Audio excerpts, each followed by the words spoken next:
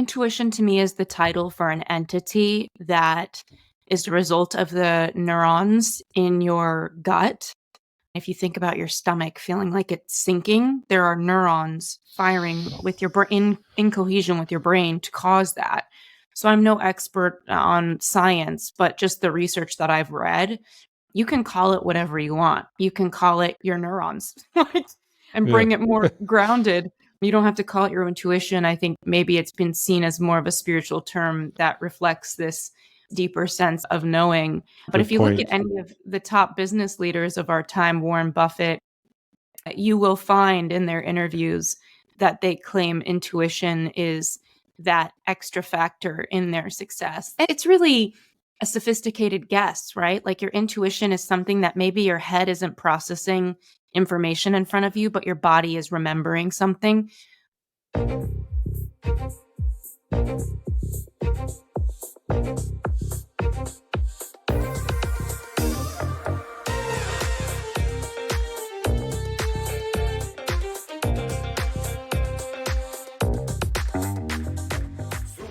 Welcome to Super Entrepreneurs Podcast. I'm your host, Shahid Durrani. Today we have with us Ashley Stahl. Ashley is a counterterrorism professional turned career coach, an international best-selling author, a Fortune 500 spokesperson, and expert on intuition, personal branding, and fulfillment. Wonderful to have you on the show, Ashley. Thank you so much for having me. Yes, my pleasure. So can you talk about expert on intuition? What does that Yeah. mean and how does it help you? Yeah, I worked in national security in my early 20s. And when I was in the training process, they really needed to teach us intuition as a life-saving tool if we were to choose going out in the field in our intelligence careers. And so I learned it not just because I think I was born as a feeler, but also I learned it from a more scientific lens, just being taught it in that kind of setting. One of the biggest things that I think when it comes to intuition is it's really just a sense of knowing what you know, sometimes without knowing why you know it. And we are hardwired to follow our minds. I feel like our minds are over prioritized in today's world. And what's so interesting is the intelligence of our intuition. So, for example, I know a lot of scientists right now are calling it our second brain with our gut because it has 200 million neurons, which is truly the size of a cat or a dog's brain. And cats or dogs, especially dogs, they're usually as educated or as advanced as a 5-year-old, 3-year-old toddler. And so there's pretty wise feelers and receptors going on in your gut. And so I think we overlook the intelligence that can come with our stomach sinking or feeling pulled towards something. And so more than ever, I have lived my life through intuition. And I think it's an everyday choice. It's not like you just choose to be intuitive. It's something that you choose to practice and follow. Are you making decisions in your career through mentally what you think is right, or are you feeling what feels right? And I found in my career that even if you follow something that isn't allegedly right for you over time, that on the periphery of following that thing that feels right, you will find something that is more aligned for you. So it's not always about what's right in front of you. Sometimes it's about just following the thing that feels right, because in that direction is something on the sidelines that's really true for you. So those are just some initial thoughts on intuition. Nice. So what are your feelings right now being on this show? I'm feeling like I just moved back to the West Coast, and my intuition has been telling me ever since I came here, I'm not a morning person. I was on the East Coast, so I didn't start work until noon. It's 8 a.m. Pacific, and you can hear me stuttering. So I'm just remembering that I'm not very sharp in the morning, but I'm still here and I'm ready. Do you feel that sometimes people confuse it as a conscious indicator rather than a gut feeling, like a deep feeling? Some people may confuse the two. Yeah, I think that intuition is absolute. So it's usually not very dramatic. People confuse intuition with fear. To me, it's actually quite clear. Fear is emotive. fear has an ongoing dialogue. Intuition is absolute. It's quiet. It's calm. It sounds like this. This feels good for me. This is not good for Mm, me. It's truly that simple. mm, mhm, So I think that when you get into fear, it's a completely different energy. And mm, you just need to ask yourself, is this feeling you're getting a calm nudge? And is it absolute? Is it this feels good? This doesn't feel good? Or mm, is it more emotional and more chatty? Usually that's more fear based. And it's interesting because mm, the past year I wrote 40 TEDx talks and I booked 39 of those people on stage. I partnered with a booker to do this. And it's interesting because people come in and some of them they want to write most of the talk, some of them they want me to write most of the talk. And their intuition becomes such a topic in helping them connect to themselves and really share their body of work with the world. And so I constantly watch people play ping pong with their fear and their intuition. It's like back and forth. Should I talk about this? This is my body of work, they'll say to me. And I'll help them come up with their message. And as we're talking, I'll look at them and say, what actually feels right? What are you feeling pulled towards? And just trying to get them more into their intuition so that whatever message they share with the world, whether it's with my support or not, that it's the truth. Because I think a lot of entrepreneurs, we get afraid of losing relevance. Like, what if we make a career pivot and we don't do the same thing anymore? Are people still going to follow us? Are people still going to listen to us? And what I've learned is it's the reason that we're relevant is because we're resonant. And what makes us resonant is when we're truly behind something, when we resonate with what we're sharing, that mm, transfer of belief. And so I think a lot of people, when they get into their head and out of their intuition, it's those thoughts of, I can't do this because what are people going to think? Or are people going to still come with me? But it's, we're getting out of our intuition. Where intuition mm, truly lies within ourselves as creators is in resonance. It's in resonating mm, with ourselves and being able to transfer and share that with the world. And who we are mhm, moves. Who we are is always growing, just like the plant sitting here on my desk. We got new cells every 7 years. We're physically new. And so with that comes a process of consistently shifting in what's true for us. And so I think intuition is the thing that carries us as we shift. And if we stay in our head and we stay married to who we used to be, we never get to become who we actually mm. are, what we actually have to share. The key word there was knowing. Growing up, as soon as we start school, we get really highly active with our mind, the intellect. We start Yeah. trying to figure things out. The comparison stuff starts happening. The ego starts developing, and we lose touch from this knowing. In my experience, once I calmed the mind, when I became more present, I started experimenting with it because I was told by someone that trust it, Yeah. just know and see where it takes you. Just play with it, just be with it. And I started doing that, and more things started coming. Like I was right. Yeah. So then that communication started getting stronger, and now that trust is being developed. Yeah. And I'm nowhere near, obviously, your capabilities, but I think every human being has this because of the overactive mind. We don't really tap into this. I always wonder if this was taught in schools, the intuition, for example, in the higher mental faculties specifically, to live from inside out, what the world would look like. Oh, yeah. It's almost like I think about people who live from vulnerability, like really sharing what they feel. It's different than living from intuition, but it's similar. And it's interesting. I think about my friends who are dating, and it's if they date from their head, they're not feeling something that they need to feel in their life, in their connection to choose the life partner that's right for them.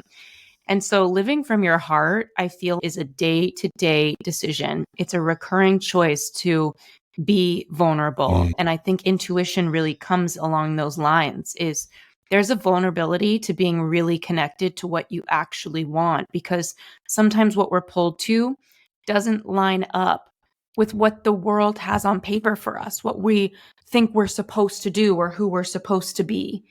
And for me, I think what's really interesting is living intuitively. It's quite inconvenient for people, but it feels better. It's a little bit harder, but it's better. And in the end, it's easier. But I think that research indicates that we look a lot like our neighbor, like socioeconomically, meaning our education, our finances, our interests seem to look like what our neighbors look like on paper. And yet we're the most disconnected we've ever been. Why do we look so like people but feel so disconnected from them? I think the answer is that who we're being on paper has nothing to do with who we actually are. And so we're feeling Yes. very cut off in these communities of people who seemingly are like us, but none of us are actually like each other. And the thing is, most people don't really know who they are beyond what their favorite music is, what their favorite food is. Even your family, there's this, I got my graduate degree after working in counterterrorism and getting my graduate degree in war studies. I got my graduate degree in psychology. And there's this term called fantasy bond, where people have a fantasy bond with their parents. It's this false sense of closeness. And I think it makes people feel safe to have a narrative that they're close and connected to their attachment figures, right? Oh, my Mhm. mom and I are best friends. And it's beautiful if that's the case. But the truth is, who we need to be in our family unit is often not fully a reflection of who we actually are. And so I think that as we grow older and we stop steeping in it, like in our family unit as if we're a tea bag, just soaking them up and soaking it up, and we become who we are, that process can take years. And a lot of it has to do with intuition, really being able to feel when Mhm. something was actually a no for you. Yeah, it's interesting, especially in my line of work, because I'm really in the business of helping people share their story. And I'm constantly having to navigate, especially with writing and booking TEDx talks, like how I help somebody really share their message and who they are. Because so many people come to me and they're like, this is my body of work and this is my legacy and this is what I want to share with the world. And there's this tightness to it. But then when I really get into their heart, they have a completely deeper message, a more important message, a more resonant message. And usually those are the talks that I help them write that will go viral because the world resonates Mm. with resonance. Yeah, because there's a lot of power behind that creation, Yeah. especially when you're working with them. Can you elaborate more? I know this conversation basically became about intuition, but I feel Yeah. like it's important. It's something that can add tremendous amount of value in the business world because there are a lot of entrepreneurs that don't believe in intuition. Yeah. What would you say to someone that doesn't believe in intuition and they're running a business? Yeah. Intuition to me is the title for an entity that is the result of the neurons in your gut. If you think about your stomach feeling like it's sinking, there are neurons firing with your brain in cohesion with your brain to cause that. So I'm no expert on science, but just the research that I've read, you can call it whatever you want. You can call it your neurons like, and Yeah, bring it more grounded. You don't have to call it your intuition. I think maybe it's been seen as more of a spiritual term that reflects this deeper sense of knowing. But good if you look at point. any of the top business leaders of our time, Warren Buffett, you will find in their interviews that they claim intuition is that extra factor in their success that True. is is based, and it's really a sophisticated guess, right? Like your intuition is something that maybe your head isn't processing information in front of you, but your body is remembering something. A lot of women, and I know feels unrelated, but I read somewhere that 1 in 3 women are sexually assaulted by a certain age, whether it's like molestation or something. And it's interesting because a lot of women who go through trauma like that, their brain won't let them remember the event. And that actually happened to me. And I wrote about this in my book, U Turn. And I remember as a kid being around the person who was the offender because it was a family friend.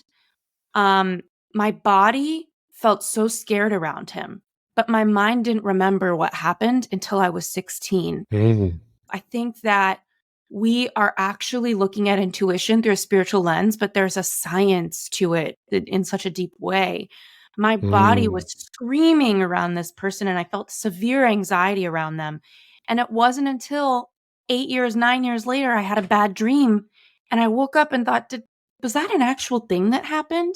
And it wasn't until 2 years later that I talked to the person, the offender, and said, did this happen? And they apologized to me for it. And so I think that there's so many different traumas that we experience in our lives that our bodies remember and our minds are not ready to process. And people count that, but I myself have experienced that. And I know Hmm. a lot of victims who will say, yeah, something happened to me as a kid and I didn't remember it until I was 25. And the words are don't remember. But how do you express what their body is doing when they're feeling a sense of panic? Are they just panicky people, or are their cells remembering something that their mind Hmm. can't quite process? So I think there's an ego that we have in our human experience right now where we are overvaluing our five senses and we are undervaluing these invisible tentacles that are living on us. There's an ego to thinking that what we see and our limits as human beings are what there actually is. We already know that if we get a microscope, there are cells in the invisible. We already know that we can't see little tiny universes in Hmm. front of us. And so, yeah, I think that intuition is more obvious than people are letting it be. And I think that people are scared of it. Yeah. Just scared of the unknown as well, because we can only perceive a very small range, even in the light spectrum. Who knows what's out here, what's around us? But as we progress in science, we'll learn more. Maybe we're never intended to know more, but these feelings have quite a power behind what we do as human beings. So I appreciate you sharing all that you learned and your own experience with this. Now, I would like to know about the TEDx that you mentioned. So, how does this work? Someone can approach you and ask you to get them booked with TEDx talk. Then you get them booked, but also help them prepare the speech to present at TEDx. Yeah, it's a TED Talk in a box, basically. So we helped 40 people write their speech last year. 39 got booked on stage by us. The Mm. one that didn't get booked was a heartbreaker. The TEDx curators couldn't understand their accent. And that was Oh. heartbreaking and also a reality of today's times. It's Mm. having studied politics and government. I'm such a champion for DEI and just supporting diversity. So to have a business where your words need to be perfectly understood for you to have success in getting booked and sharing your message has been weighing heavy on me, and also just a reality. Last year we had a 97% success rate booking people on stage. And some people come in and they want us to write their entire talk. They want to share their story and we make art of it. Other people want to be heavily involved. We love those people because there's the fragments of their soul in their talk, and we think those do even better when they're involved. But it's a very fluid process. And the thing Mm. about TEDx is it could take a couple months to write your speech. It takes a few months to get you booked on stage. And then the events run about 5 to 6 months out. So people who come in, usually they're not stepping on stage for 7 to 10 months from when they come in Mm. and start the process. So, when you're talking about writing the speech, Yep. are they using a teleprompter? No. So here's the thing. I worked for Obama administration when I was in national security. So I learned my public speaking through his frameworks. Whether or not you loved Obama, I feel like we could agree he's a pretty Yeah, decent he's speaker. So a pretty good guy. Yeah. yeah, good speaker. And yeah, I would say when people come in, the most important thing to remember is TED Talks can be 10 minutes to 19 minutes. And so our argument as a writing house and as a booking house is, why would you want a 19-minute talk as an entrepreneur who's really busy when we can write you a 10 to 12-minute talk? That's actually 3 to 3.5 pages typed. So it's pretty easy for someone to memorize and prepare Oh, that length of a talk. So that's what good. we are advising clients who are coming in. Very good. Well, if someone is interested, what would be the next steps? I love on podcasts to give some sort of discount for people who listen. So anyone who reaches out from your show within 2 weeks of the episode airing, I would love to give them $2,000 off. So just say that you found me here. And Mm. what I love Thank you. about the TED, yeah, I think the TED platform is powerful because it's a democracy of ideas. It's ideas we're spreading. So you don't need to be famous to give a TED talk. And that's what I love about this work, getting people's message out whether they're an animal rights activist or an entrepreneur. It's been really beautiful. Oh, amazing. It's been an honor to speak to you today and learn all that you shared. And I'm sure it's going to impact someone's life out there. I appreciate you taking the time to come on our show Oh, today. thank you Yeah. for having me and asking about intuition and sharing about Yeah. TED. It wasn't even on my mind when we started talking about intuition. It became so present. So I'm Yeah. honored to It's share. just with the moment. Yeah. It was Yeah. in the moment, always the best way to go. Appreciate you, and audience. Thank you so much for joining us once again. Ashley's information will be in the show notes. You heard the offer. If you're interested, get in touch. Thank you.